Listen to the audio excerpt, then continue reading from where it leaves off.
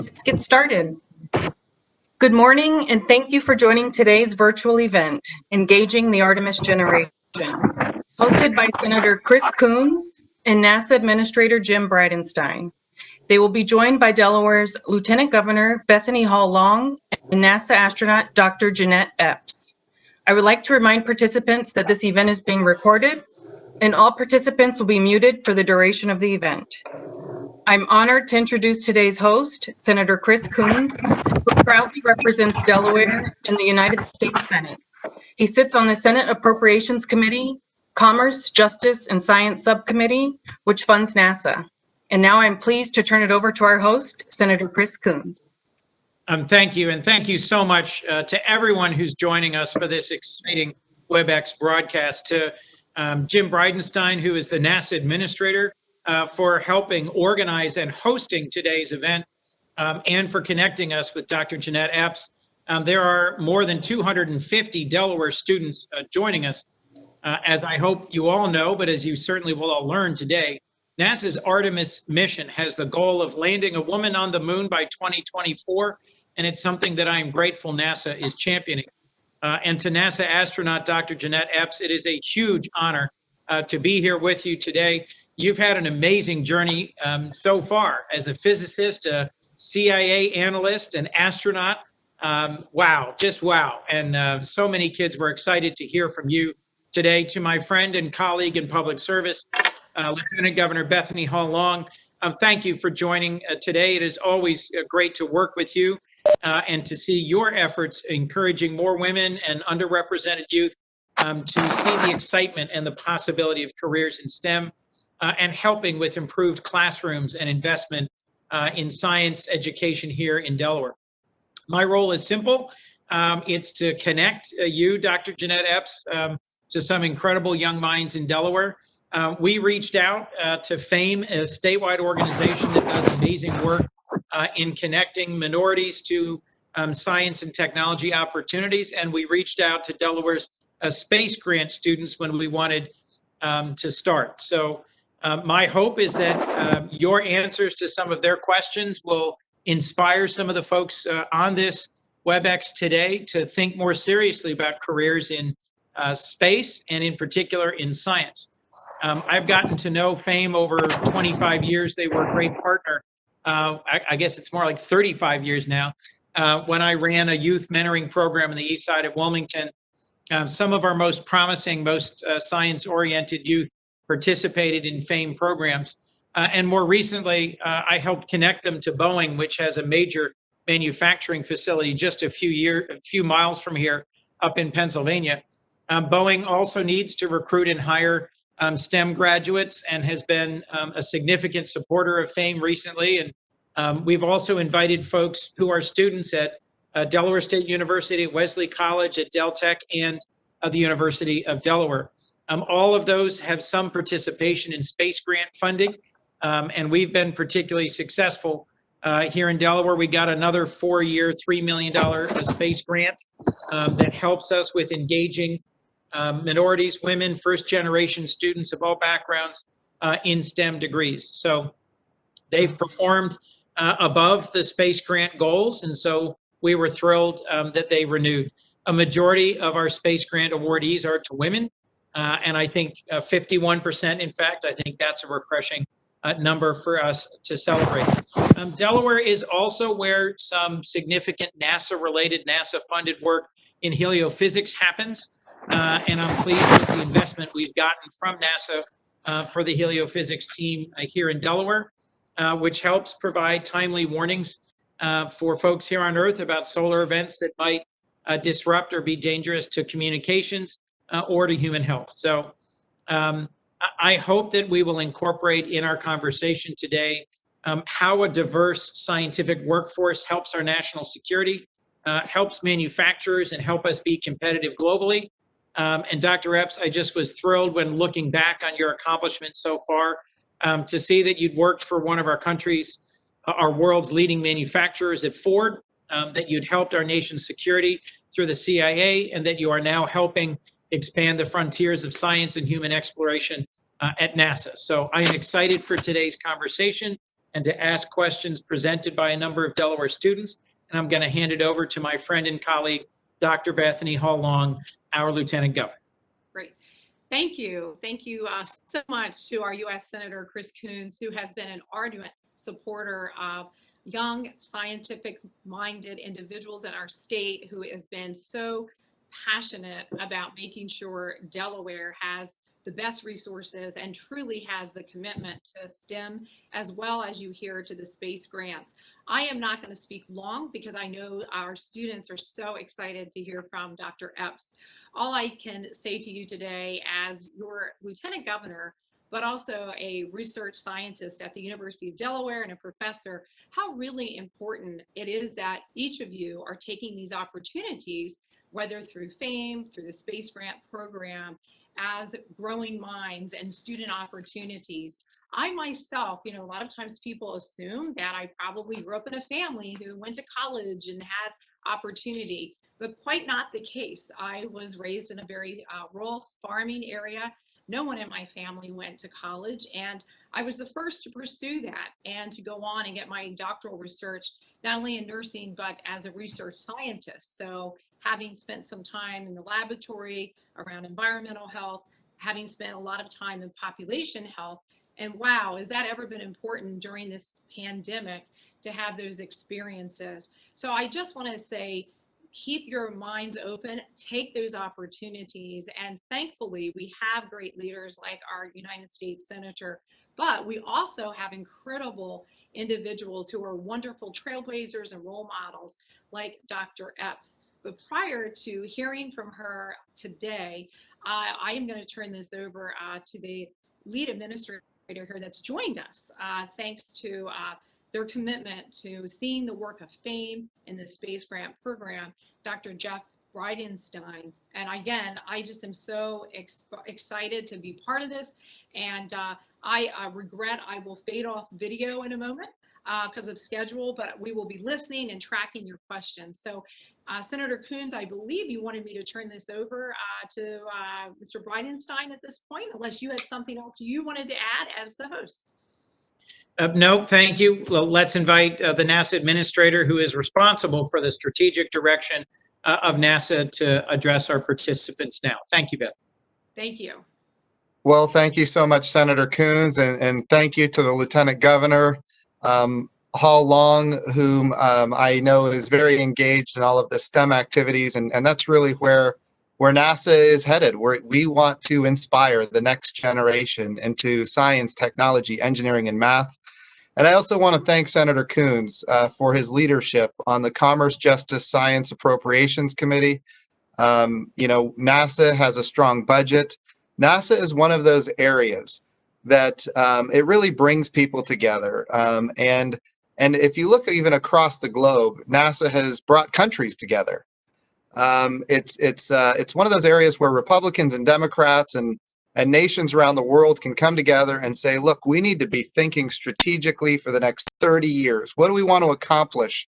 How do we want to expand our knowledge, our scientific achievements? And Senator Coons has been significant in that way, and we're very grateful for that leadership that you provide. Ultimately, when we try to make programs not just multi-decadal, but multi-generational, it requires strong bipartisan leadership, and we're so grateful for what you've done, Senator Coons.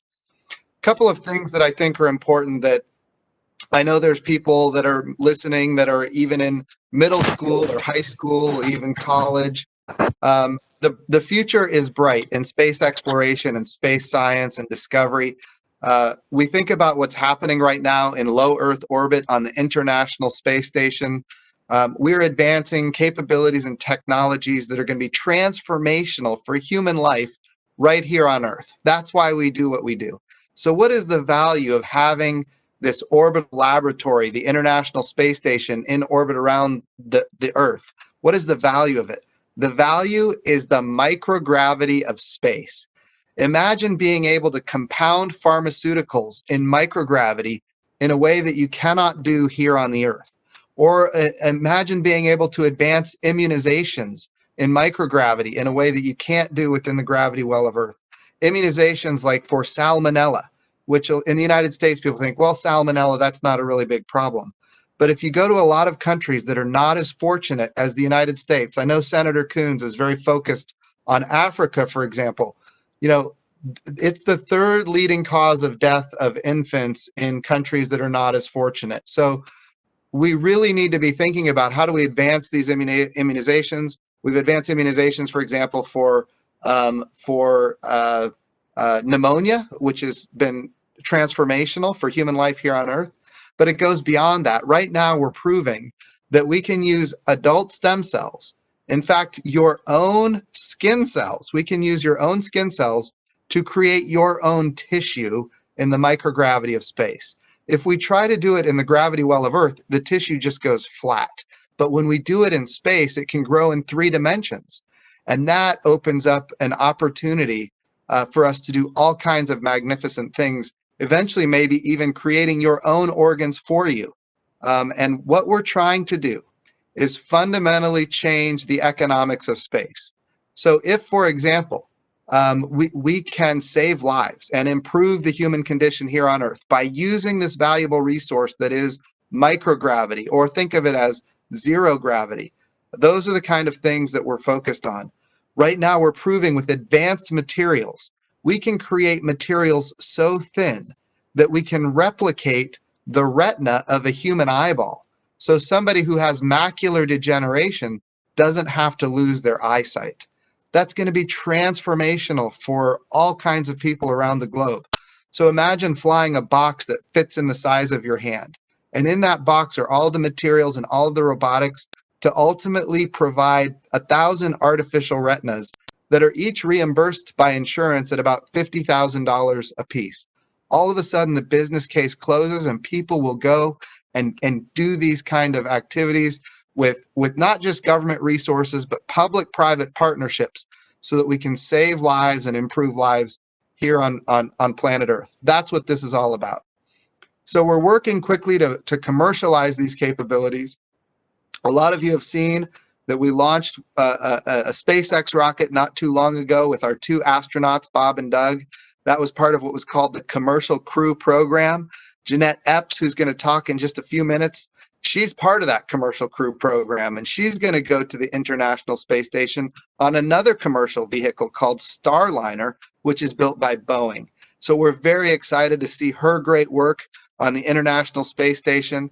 And ultimately, what we're really focused on in low Earth orbit is commercialization so that we can use American taxpayer dollars to do things for which there is not yet a commercial marketplace, always thinking about how to commercialize for the benefit of humanity. So the next big place to go after low Earth orbit is the moon. And when we go to the moon, this time when we go, we want to stay. As much as we love the Apollo program, I'll tell you one of the challenges I have with the Apollo program is that it ended. I didn't get to see it. I'm the first NASA administrator in history that wasn't alive to see people living and working on another world. We have to make sure that I'm the last NASA administrator in history that wasn't alive when we had people living and working on another world. So we need to go back to the moon. This time when we go to the moon, we're going to stay. We're going to do science. We discovered hundreds of millions of tons of water ice on the south pole of the moon, which is life support. So H2O, oxygen, of course, is necessary for breathing. H2O is necessary for drinking. And of course, hydrogen itself is power. It's the same rocket fuel that powered the space shuttles. It's the same rocket fuel that will power the SLS rocket, which will take our astronauts to the moon here in a few short years. So all of these things conspire to say we can do more on the moon now than ever before. We can use the resources of the moon to live and work for long periods of time. And we go with a purpose. We go because we want to build the architectures that enable humanity to go to Mars. I just want to talk for a second about what we know about Mars that has changed just in the last couple of years, because I know there's young people out there that might want to one day go to Mars. And there's going to be an opportunity to do that. I really, really believe that. Here's what we have learned in just the last few years. We've learned that Mars is covered in complex organic compounds. The building blocks for life are all over Mars. Now, they don't exist on the moon. at all, but they're all over Mars, and of course, they're all over the Earth. We have also discovered on Mars what we believe to be liquid water 12 kilometers under the surface of Mars. What do we know about liquid water on Earth? Wherever it exists, there's life. Is that true on Mars? We don't know, but I really believe we should go find out. And then finally, we have found that the methane cycles of Mars match the seasons of Mars. So each one, and what does that mean? That could be biological in nature, or it could be geological in nature. We don't know, but here's what we do know. The probability of finding life on another world keeps going up. And I think it's important that we work every day with our international partners to put together a coalition of nations that can go and make these very important discoveries. Because it will forever add chapters to history books and science books, and it will just crack open how much we still don't know and how much is left to discover and learn.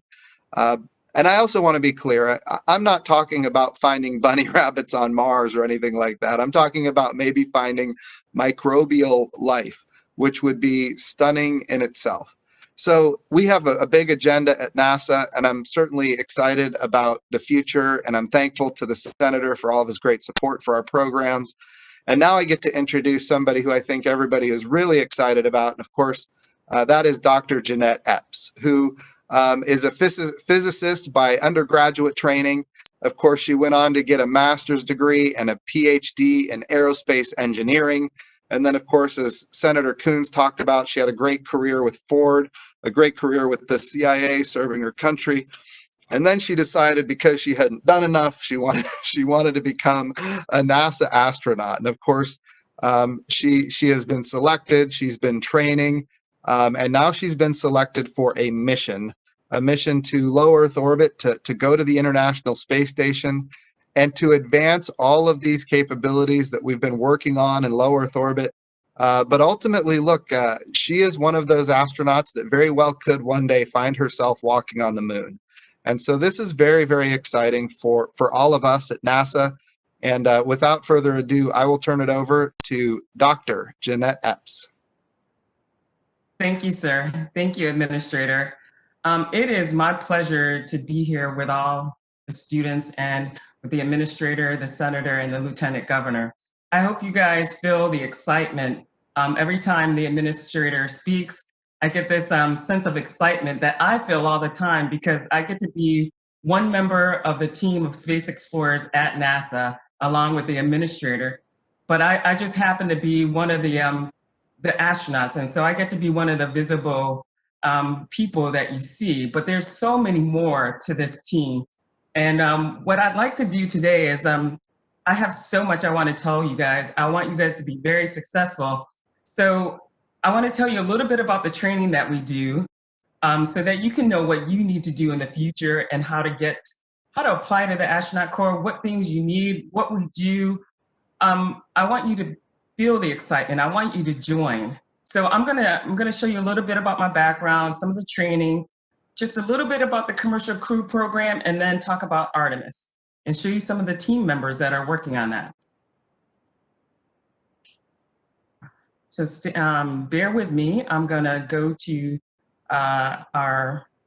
what's that? Okay, great. I'm gonna go to my slide presentation. I have a lot of slides, but what I'd like to do is I'm gonna flip through a lot of these. I want you guys to think of questions as I'm flipping through this, and I'm gonna go really fast because there's so many slides, but I wanna give you time to ask as many questions at the end. So my background, I grew up in Syracuse. I went to a really small Jesuit school in upstate New York, where I earned a bachelor's in physics. And then I went on to the University of Maryland to major in aerospace engineering.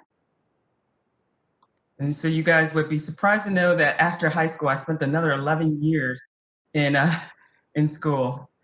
And after aerospace engineering, I went on to Ford Motor Company. Some students may wonder why I did that, but as an engineer, you really can apply your trade to just about any vehicle. Like, for example, I worked on helicopters in graduate school, and then I did the exact same thing for cars at the Ford Motor Company. And while working there, another company recruited me, and I went on to work at the Central Intelligence Agency as the administrator and the senator said earlier. So as I'm working there, I learned to be not just technical, but an operator. And what that means is like being a fighter pilot who can operate the helicopter or fighter aircraft versus being the scientist who may not be able to fly one, but I can design one. So while working there, I decided to apply to the Astronaut Corps, and I was selected in 2009 with the chumps. So just to go into a little bit of training, what you're going to see now is you're going to see many pictures of me training, but don't think I like pictures of me. I want you to visualize yourself doing all of these things, because if I'm doing these things, there's absolutely no reason you can't do these things. So one of the first things we learn to do is fly the T-38 trainer. You may wonder why we do that. Well, from one piece of equipment, the fighter aircraft, we get a ton of training, and we can continue to practice all of that training while flying the jet. One of the first things is that we learn how to work together. I'm not a fighter pilot. The front seater is a fighter pilot. We have to learn to work together in order to fly the jet in a high threat environment and land it safely. We also practice how we can talk to mission control as we communicate with air traffic control. Sitting in that back seat, in that tiny seat with a helmet on and a harness, it's a very small area. And so it's kind of like being in the suit when you're doing a spacewalk. So you kind of learn to be slightly uncomfortable, but perform at a really high level. And the last thing is that for robotics, the track and capture aspect of robotics, you can sort of practice as you're flying the jet and you're tracking the flight director. So we get a ton of training out of one piece of equipment. So if you ever hear them wanting to cancel our jets, tell them, no, no, no, we get too much training out of it. So I'm gonna flip through the next few slides really fast. I want you to think of your questions and ask them at the end. And remember, visualize yourself doing all of these things. So extravehicular activity, also known as spacewalking. We have to learn how to do that before we can graduate. And then we continue to practice that as we're in the Corps and waiting for an assignment. Robotics, very important. As you can see in the image, you have one of your colleagues on the end of the arm, so you really want to practice your robotics and be very good at it. Field medical training. So on the flight that I will be on with Sunita Williams and Josh Cassada, we may not have a medical doctor on there. So one of us will have to be the chief medical officer, and that's why we go through so much field medical training. Russian language. So a third of the space station is Russian. And so we can have up to 3 members of our crew Russian. And so learning the Russian language goes a long way for camaraderie.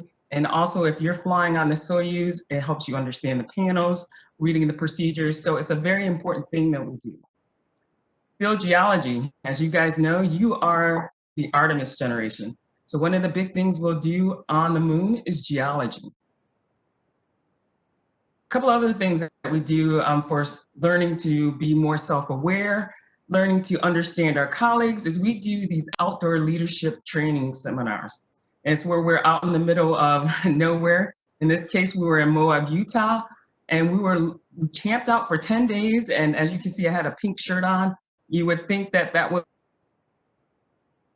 over one day, but for 10 days I had the same shirt, same pants. And so you become very uncomfortable, but you become very self-aware of how you behave in these expeditionary events. And so they're very important for our training so that we can learn to live together and get along. So as students, one of the things you'll learn is that you can be the smartest person in the room, but if you really can't get along with others, you're not going to go very far. So, you know, as the smartest person in the room, you have to learn to be flexible and adaptable and how to get along with people from many different cultures and backgrounds. More of our NOLS. This was the second time that I went, which was in the Pacific Northwest. Then another, well, actually on that trek, we were learning decision-making. We were in extreme terrain, and we really learned how to live together. And we were building relationships. And as you can see in this image, Sunita Williams, she will be my commander on the Boeing Starliner. A couple other things that we do a lot of analog missions. And one of my favorite things that I did was I lived underwater for 9 days with these 3 gentlemen here. And it sounds like, you know, a weird thing to do. But it's one of the best things to do if you're not on the space station. living underwater, you can't just leave and ascend to the surface because you may get something called decompression sickness. So this is one of the best ways to kind of figure out another way of self-awareness, learning to work with other people, being in small spaces with each other, and really getting along. So this image here just shows you how small the habitat was. It was located off the coast of Florida. It was about 50 feet under the surface. And so that we were at about 2.5 atmospheres. As you can see, it was an analog mission where we simulated what we would do if we went to an asteroid. We would have to set up a drill. We would do excursions. And as you can see, we had a little fun. The excursions wouldn't take place with someone on your shoulders, but you can have fun in these. You work hard and you can have lots of fun as well. Another analog event that I took part in was living in a cave for 5 days. So we were in Slovenia. We lived in a cave that was, it was really otherworldly. And some of the things we did were trying to figure out what we would do if we went to the moon. And there were a lot of things in this event that kind of made me think that we were on another planet and we were investigating another planet. How would we explore that place? How would we look for microbes? What would we look for while we're there? So these events are all analog missions that you would do, and it would simulate living together, exploring together, and doing research together. And as you can see, this is a very small group, and you really have to learn to be flexible and adaptable and apply your tradecraft to it. So all of this training leads to training for a specific vehicle. And so all of that training that you saw, that's the generic astronaut training. And so we would train all the way up until being assigned, and then you would train for a specific vehicle. For example, if you were training to fly in the Soyuz, you would go to Star City, and then you would learn how to don the suit that they have for that vehicle, how to sit in the chair, how to do a leak check in your suit. You would do water survival with that in that vehicle. Then you would do winter survival, in particular for the Soyuz, since they had a landing in Siberia. And so this was the worst case scenario, but there's different types of training for each vehicle that you would have to do.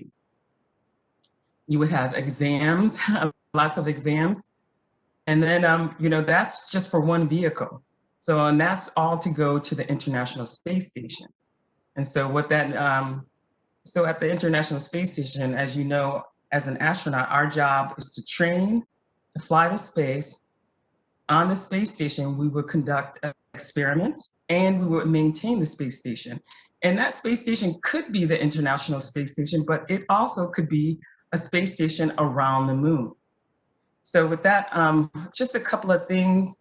I'm going to skip this one.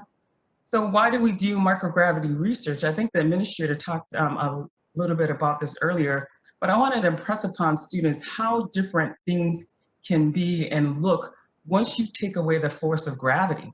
So the force of gravity masks a lot of the processes that take place here on Earth. And so you really don't know the true nature of things until you take away that one force that masks everything. And as shown in this image here, you have a candle that is elongated here on Earth, but in space, you can see that it's sort of rounded. And that's because you don't have this convection of lighter particles floating up and heavier particles floating down. Yeah, I'm cutting in and out here. So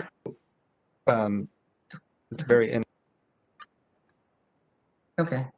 So you can see that on Earth, there's a lot of issues with the force, the gravity, gravitational force masking things.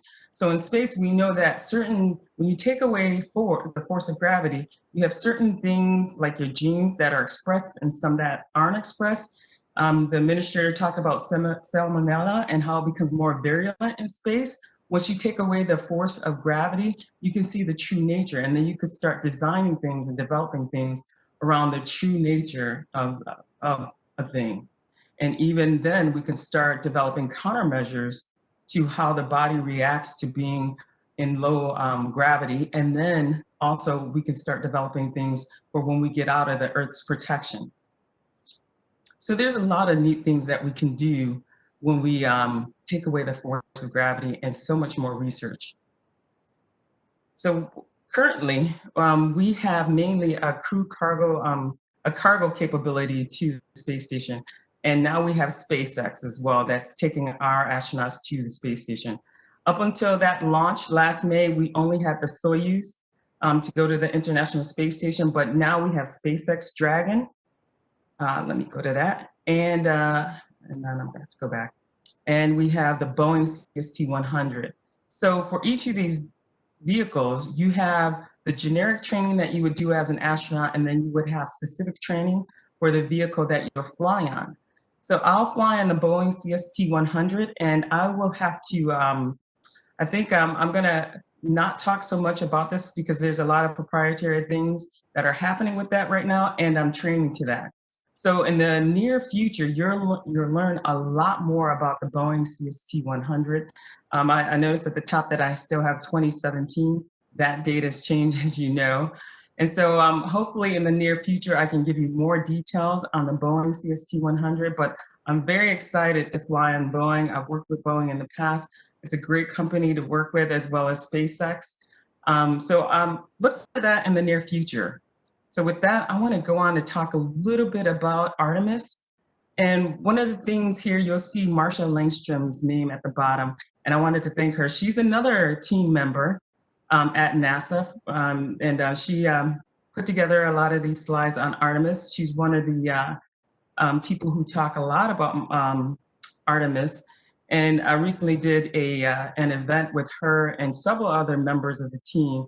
And I wanted to make sure they got credit for what they do. I'm one of the few people who work on this. I just happen to be one of the more visible people, but there's great people behind the scenes like Marsha Langstrom, who really help put everything together and get us all into space. So Artemis phase 1, and so we hope to be to the lunar surface by 2024. We are working diligently to that end. And as you can see, there's several stages that we'll take to get there. Because we're working in these stages, we're working out issues, we're working on how to do things properly to get us to moon. So one of the things that we're, the components of the Artemis program, and let me just go back for a second. So the Artemis program is the NASA program to get us back to the moon. But it's not to just take us back to the moon. We want to include women this time. And of course, you guys are included as well. We just wanted to make it a point to say that this time we're going to take the other 50% of the population along with us. And so we're going to be much, much more inclusive. Everyone's involved. We're going to have other nations involved in getting us all back to the moon, but not just getting there, we're going to stay there. And we're going to work and live on the moon. And a lot of the stuff that we do is going to translate back here to Earth, but it's also going to translate to developing a capability to get us to Mars eventually. So you guys are the Artemis generation. I want you guys to start thinking of ways, you know, how and what can we do at the moon in order to advance getting deeper into space. So with that said, I wanted to talk just a little bit about the components of Artemis. So one is the space launch system, that's the big rocket. And on top of the rocket will be the Orion Apollo-like capsule that will take us to the moon. So just a little more. So this image here, this is courtesy of our guys working diligently on the space launch system. As you can see, it is going to be a Saturn V-like vehicle that will get the Apollo-like capsule, the Orion, to the moon. I'm going to flip through a lot of this really fast so that you can have time to ask a lot of questions. So this just shows the rollout of the Artemis core stage. I love this image. So you can see many different members of the team, the NASA team that's getting us into space and helping us stay on the moon. So these are great images showing you how far along we are with developing the Artemis, the Orion crew module. So this is a great image showing you the entire vehicle without the outer shell. And here's, wow, that's a great image. So this is when it was testing at the Plumbrook station. And this is a test of the launch of the pad abort system that will, if anything goes wrong on the launch pad, we can get all of the astronauts on board away safely. And this is one of the images I wanted to show you. When I said we're a team, as you can see here, there's many, many parts of the team, many people involved. And I hope that you seeing this, you'll want to be a part of the team. You can become an astronaut. You can be one of the people that help build up the Orion or the Space Launch System. You can develop experiments that will be conducted on the moon. There's all kinds of ways that you can be a part of the team here at NASA. So some of the other components of the Artemis program, we'll have a lunar gateway. And the lunar gateway will be a way station that's in lunar orbit, but it'll be a launch pad from lunar orbit to the surface of the moon. So this is going to be a very interesting gateway because it will have a highly elliptical orbit. And that means that we can go to different locations on the surface of the moon. And I think we're going to try something new with that. So electric propulsion is one of the new cool ways of leaving the lunar gateway and getting to the surface. So I won't talk too much in detail on that since I haven't been a part of that, but that is something that you as students, when you're thinking of research and things that you want to do, if you're in aerospace, electric propulsion is the next big thing. A human landing system. So this is the landing system that will be docked at the gateway platform, and it'll be a way to for the Orion to dock to the lunar gateway, and then from the lunar gateway, you would go onto the human landing system, and then you would go to the surface of the moon. That in and of itself is going to be amazing. That's relatively new. We recently had a baseline review completion that took place, I think, last week, in fact. And right now we have 3 companies working on that. That's Blue Origin, SpaceX, and Dynetics. So look into that as well. That's another way you can be a part of the team. So with that, I want to end. I probably took a little bit more time than I should have, but I wanted to make sure that you guys understand that you are the Artemis generation. There is so many ways to participate in getting us back to the moon, staying on the moon, and then eventually to Mars. So I hope that I've kind of inspired you to follow your dreams. I was one of those students who never thought they would pick me to be an astronaut. And so I made my career everything that I wanted to be. And it was the excitement of getting into that astronaut program that took me away from my career, but that was the only thing that could. So I encourage you to follow your dreams and know that they can take you to unexpected, wonderful places, even the moon. So with that, I'll end there and we can go on to questions. Thank you so much, Dr. Epps. Thank you for sharing with us both your own journey, training, and preparation, and then the exciting vision for Artemis and for the next generation of spaceflight. I was actually at the last space shuttle launch with my son, one of my twin boys, when he was just 10. I can't believe it's already been a decade. And my daughter and I got a chance to actually get in one of the capsules that are being developed for this next generation of spaceflight. Thank you for sharing all of your work and your life and your vision. We've got a dozen questions and about 15 minutes, so I'm going to try and ask them quickly. Administrator Bridenstine is in Oklahoma, and there is a storm system going right over top of him. So one of the things that you modeled is flexibility, threat awareness, and teamwork. We'll roll forward. I will keep asking questions unless and until we see him come back. I see he's come back. I will ask the first question if I could. This is from Jennifer Mills. She is a 4th-year PhD student in chemical engineering at the University of Delaware and a space grant fellow. How has your background in engineering prepared you for your work as an astronaut? And how's your background different from other astronauts in the program? And how's the diversity of experiences considered when assembling a crew for a specific mission? Well, to answer the first part, my background in engineering truly is an asset. But, you know, it's learning to learn is the big thing. And so going from physics to engineering, to me, and then working at Ford and the CIA, you learn that science is science, and you learn to apply what you learn to different systems. Going from working on helicopters in graduate school to vehicles was seamless for me, only because I was applying engineering principles to another system. And so you really teach yourself how to learn many different things. So that's the flexibility and adaptability that I talked about in being an astronaut. There's so many different aspects of that you have to learn and you have to act upon as an astronaut. And so being flexible and adaptable is very important.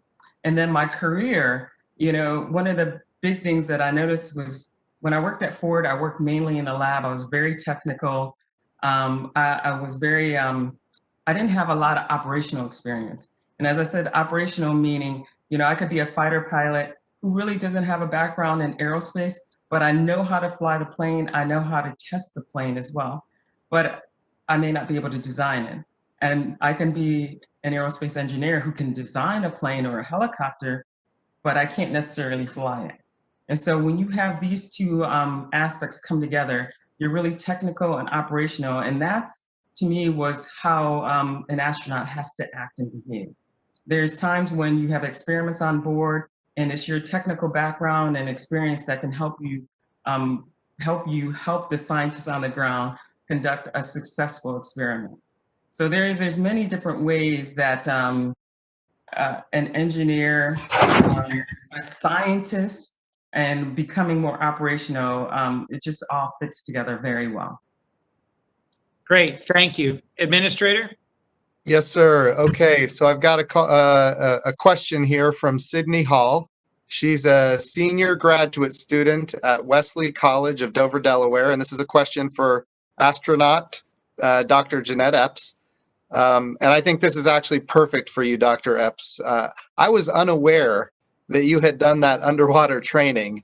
It looks like it was fun, but it looks like it would have been fun for a short period of time, maybe not for 9 days.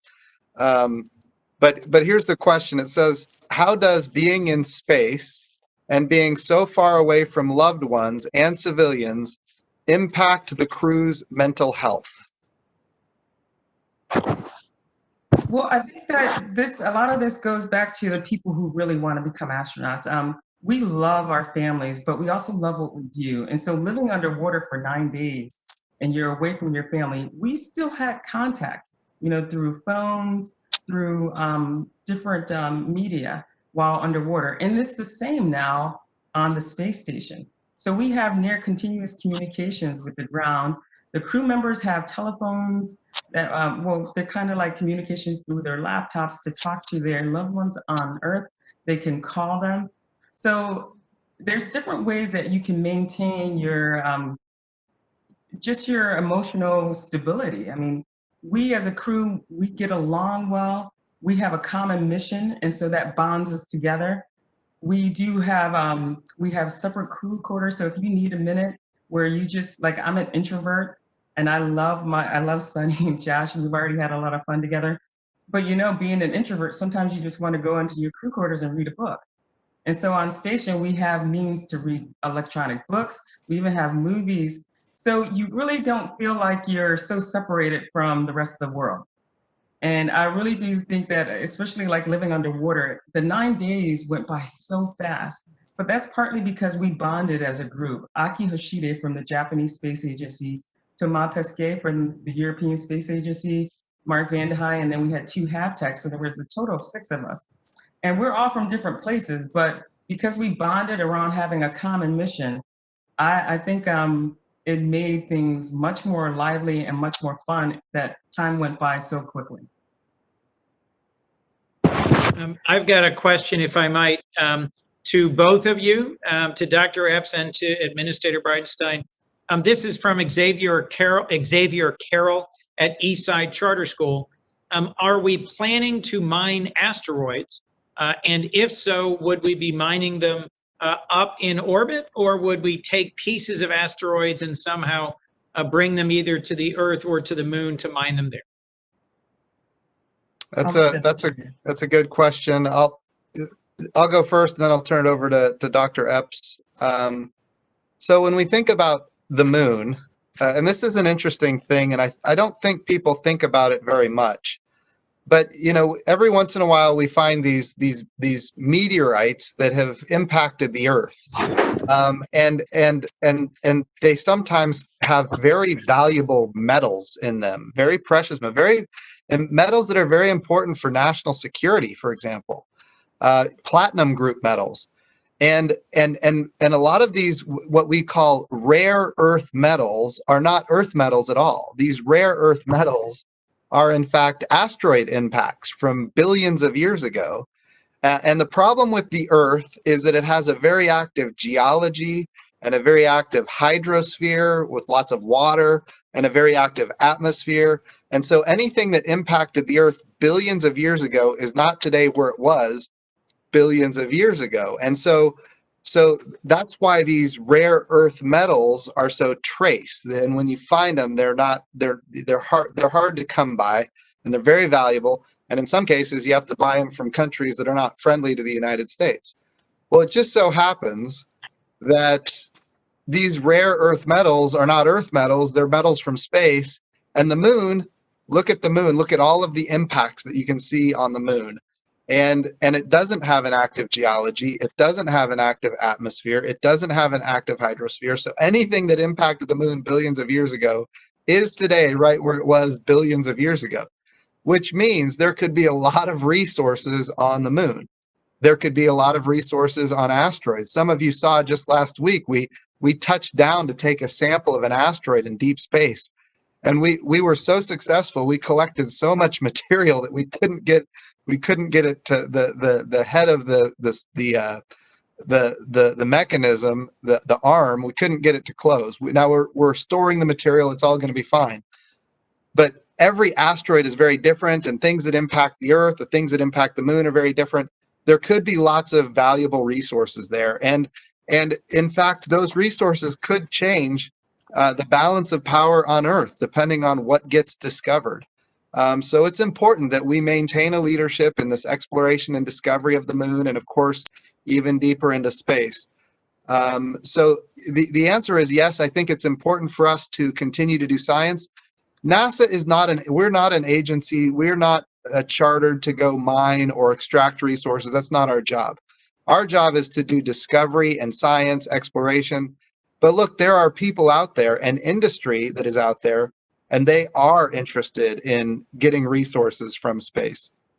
And so we make the discoveries, we share the knowledge that we have, and then other people can go make the investments and apply their efforts to go extract the resources if that's something they want to do. It's not in our mission set as an agency, but it's certainly something that we need to think about as we explore space. So with that, I'll turn it over to Dr. Epps. Well, there's not much I can add to that. That was very well. I mean, especially better than I could have said. The only thing I want to add is that the students should start thinking about ways to extract these precious metals. I mean, different things from the surface of the moon. You have 1/6 of the gravity of Earth, and developing new technology that can do that is going to be crucial. So good luck, you guys, in thinking about that. Administrator, we've got like 8 more questions and about 4 more minutes. So okay, I'll go quick. See if you want to prioritize 1 or 2. Okay, here we go. Let's see.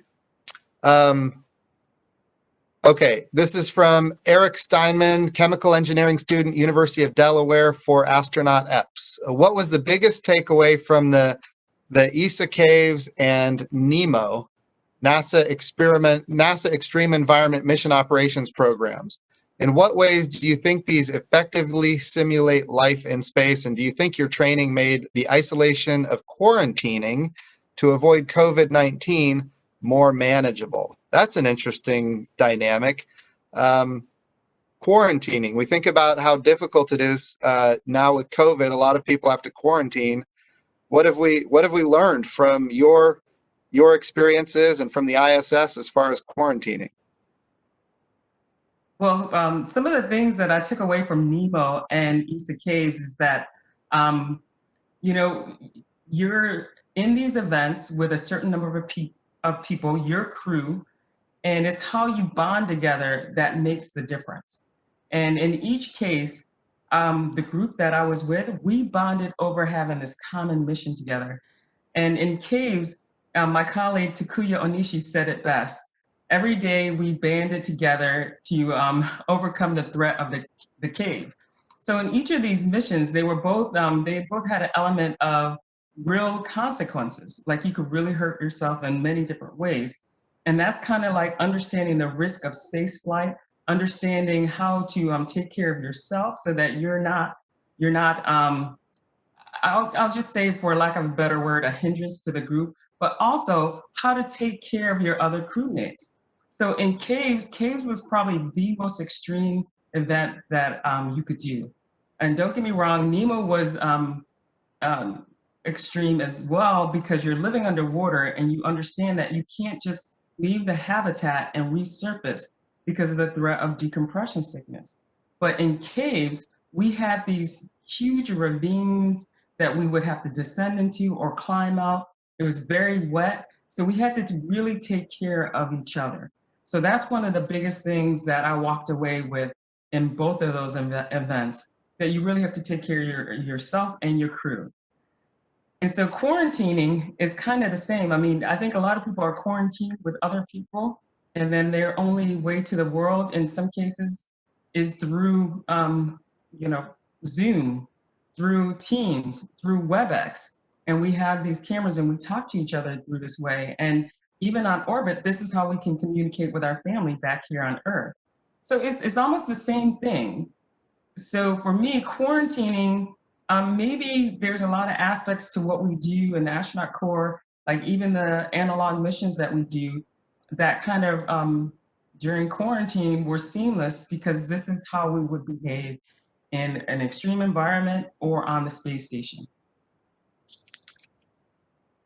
Thank you. I'm going to combine two questions briefly because we have just a few minutes left. Tavian Cooks is a junior at Delaware State, and he wants to know what are the most important qualifications to be an astronaut.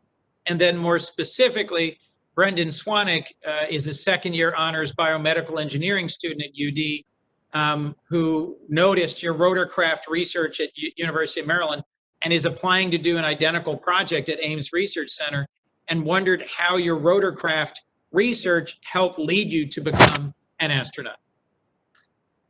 Well, quickly, what I'll say is that there is no recipe to becoming an astronaut. So I always suggest to students that you should really make your career everything that you want it to be. Take calculated risks, but take them.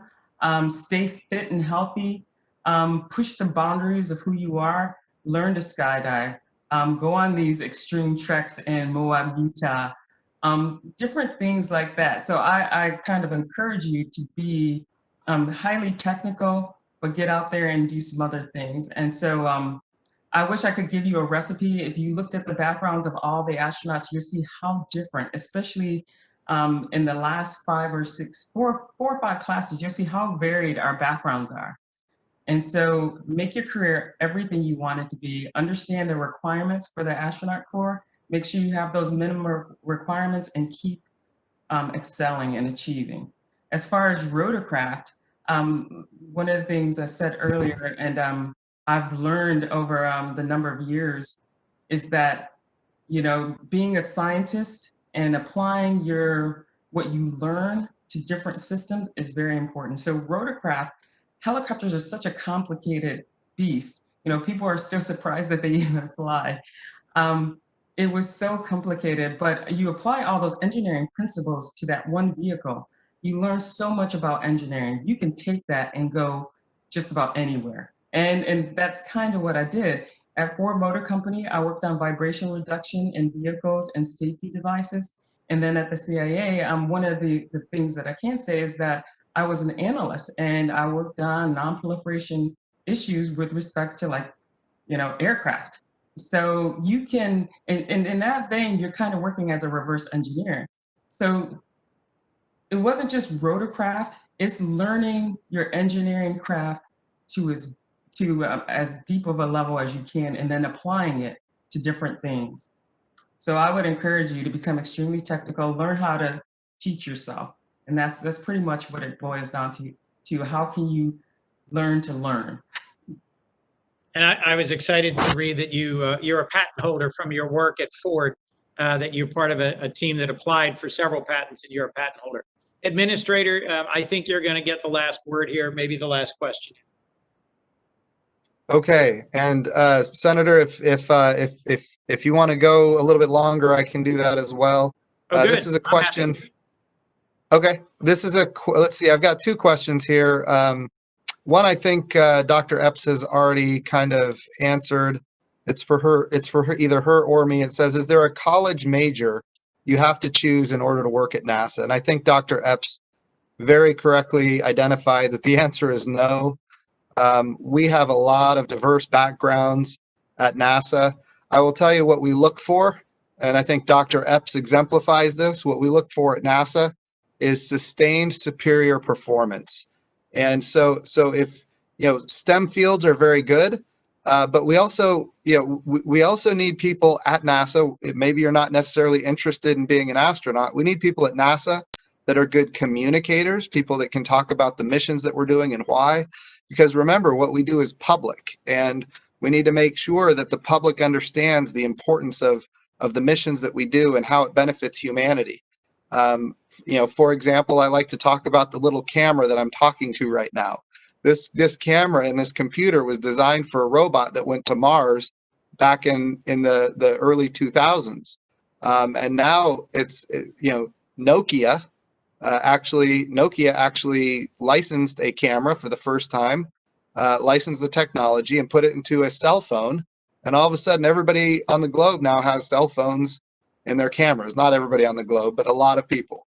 They now have cameras in their cell phones. So connecting the world is something important that NASA has been able to help achieve. And we talk about internet broadband from space or DirecTV, Dish Network, all these kind of things. We need communicators. We need people that understand finance. We need accountants. We need all kinds of different capabilities at this agency. And so there really isn't a single way to come to NASA, but certainly it's a very competitive environment. Everybody wants to have NASA on their resume. So you got to work hard, and whatever it is you're doing, do the absolute best where you are. And that's how you achieve that. So let's see, this one is for Dr. Epps. It says, I read about the Boeing Starliner and how it can stay in space for months. What exactly is the Starliner supposed to do? That's for Dr. Epps.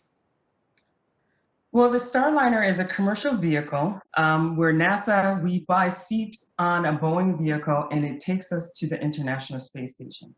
And so the current missions to the space station can last up to 6 months or more. And for example, in Christina Koch's case, she was there for over 10 months. So she flew on one Soyuz and then came back on another Soyuz. And that's partly because there may be some limitations on the vehicle itself. I know in particular for the Soyuz, there is a limitation, but our requirements are for Boeing to take us to the International Space Station, stay for up to 7 months, and then bring us back home on that same vehicle. So that's the design. And right now I can't go into too much detail about the vehicle. It does look like the Apollo capsule right now. There's 3 people on the mission that I will be on, which will be the first operational Boeing Starliner. Prior to my flight, we'll have the first crew flight test, which will include Nicole Mann, Butch Wilmore, and Michael Fink. So they will do all the testing out of the vehicle. They'll dock the station, they'll continue to do some checkouts, and then they'll come back, and then shortly after them, we'll go to the International Space Station. We don't have the specifics of our mission just yet. As we get closer and closer, we'll get more specific information on the flight that we'll take. And we'll go from there. And I apologize, I can't go into too much detail because there are some proprietary things since it's a commercial vehicle. So hopefully in the near future, you'll hear a lot more about the Boeing Starliner. You've heard a lot about SpaceX, and soon you'll hear a little bit more about Boeing. Thank you. We've got another question from Lily Soon Neff, who graduated from Wesley College here in Delaware and is a second-year doctoral student at Medical University of South Carolina. She's asking if there's going to be future space travel for data acquisition and safety testing prior to the Artemis moonshot, given that there hasn't been new data acquired other than low Earth orbit after the Apollo space mission. So what data acquisition will there be? And I would expand and say prior to going back to the moon or onwards towards Mars. Well, so right now, everything that we're doing in low Earth orbit, I'm sorry, Administrator, I don't know if you want to add to that one. No, go ahead. Go ahead. You can start, and then I'll say a few words as well. Well, I think you have more information than I do, but so I would rather you go on that one if you don't mind. Okay. Sure. So, so when we think about what we need to do ahead of a moon landing, and I'm sorry, I'm breaking up here because I'm in a rain shower. I hope you guys can hear me. But we're going to do some robotic precursor missions to the moon. So we're actually going to launch what we call commercial lunar payload services to the surface of the moon as early as 2021. Then we've got missions in 2022 and 2023. We're going to go and we're going to characterize where the water ice is, how much of it is there. Is it embedded in the regolith? Could there even be pure water ice on the moon? So we're going to go to the moon with robotic missions that are commercial in nature, where NASA, we're paying a private company to take our instruments and our rovers to the moon. And that's the quickest way that we can achieve these outcomes. So we're going to get data back. We're going to understand where the volatiles are, in this case, the water ice. We're going to make sure that we understand how we can separate that water ice from the regolith. And then ultimately, we're going to need to do all kinds of other experiments to make sure that we that we are doing the right science on the surface of the moon, so we maximize every minute of every astronaut's time when they're on the surface of the moon. And so those are some of the robotic precursor and data missions that we're gonna have ahead of time.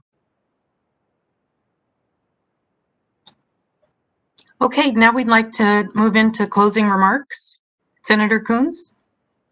Thank you. I just want to thank Dr. Epps again for being with us today. This was thrilling.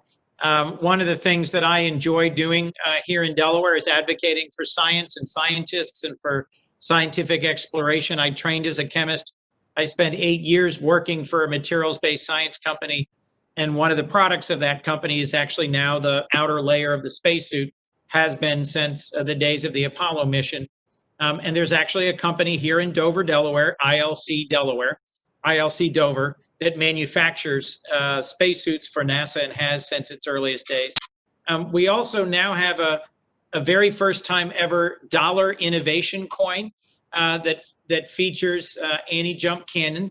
Dr. Cannon was a scientist, a woman born in Dover, Delaware, who actually developed the classification system for the stars.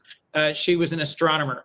And to the NASA administrator and to the astronaut who've joined us today, to Mr. Bridenstine and to Dr. Epps, I just wanted to remind all of the students who are on that we've had folks here in Delaware looking to the stars for over a century. We've had folks manufacturing some of the pieces and the components that help us get to the moon, get back into orbit, and move on from there.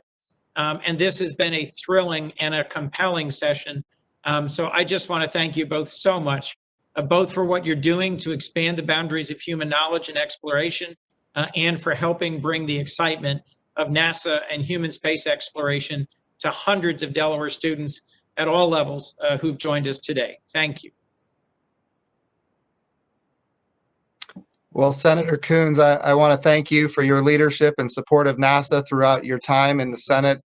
We're grateful for all of the support you've provided to the agency, and we hope that we can make you proud. And of course, Dr. Epps, we're very much looking forward to your future mission here to the International Space Station and even beyond. So it's an honor to be here with you, Senator. And Dr. Epps, if you'd like to say a last word, then we'll close it out. Well, thank you for having me. It's been an honor and a pleasure, especially since, as I was saying earlier, Delaware is near and dear to my heart since my oldest sister still lives there. But the last words I want to say is I want to encourage the Artemis generation. Participate, be a part of this, and I hope you feel the excitement from the administrator, from all the questions and some of the images that you saw. So I'm looking forward to the future, and I hope that you are too. Go Artemis generation. All right.